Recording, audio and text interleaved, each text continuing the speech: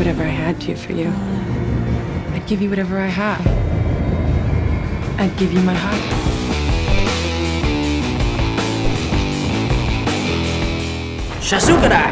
What can we expect from Alita?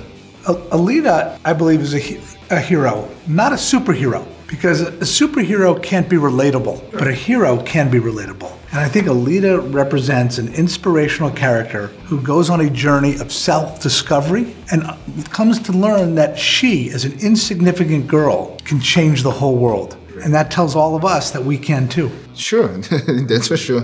What in this story made the choose of adapt the exactly Battle Angel instead of other classics of anime and manga? You know, Jim Cameron is a huge fan of mangas in general. But so oftentimes, those stories are set in worlds that are very difficult to translate onto film. They're very specific to an Asian culture, and Koshiro wrote a manga that is universal.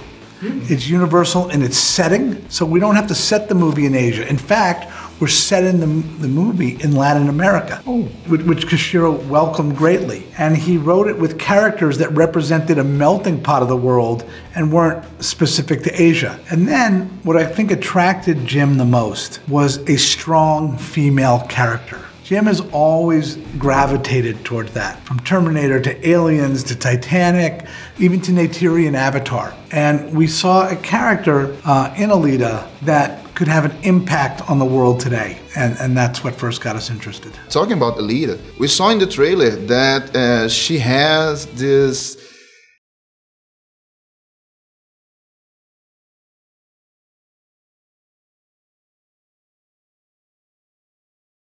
kind of unique looking. She has the big anime eyes.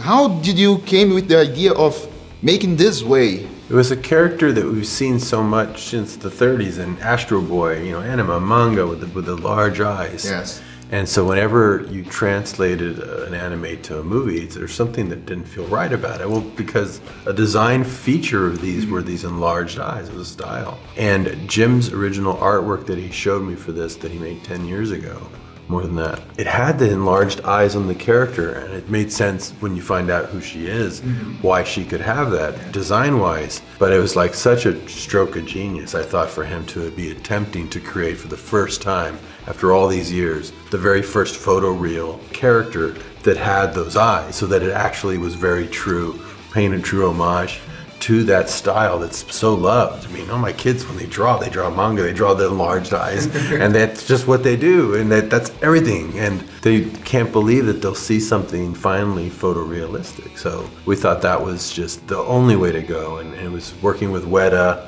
finding the right, way to design it.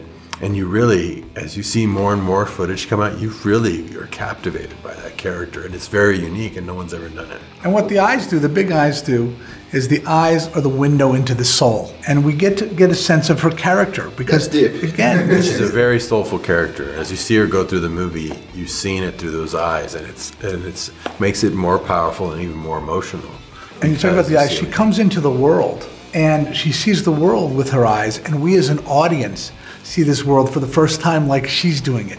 So we go on her experience and her journey very closely and see through her eyes. So it works thematically as well, the way Jim did it, not just to design her that way to just look like a manga, but it actually works in the story really, really well. Oh, that's great. And do you guys think that Alita can be a Kickstarter movie for a new era of adaptations of anime, just like comic book movies are now? Well, I think that, Alita, can represent herself as a character, and she has many stories to tell.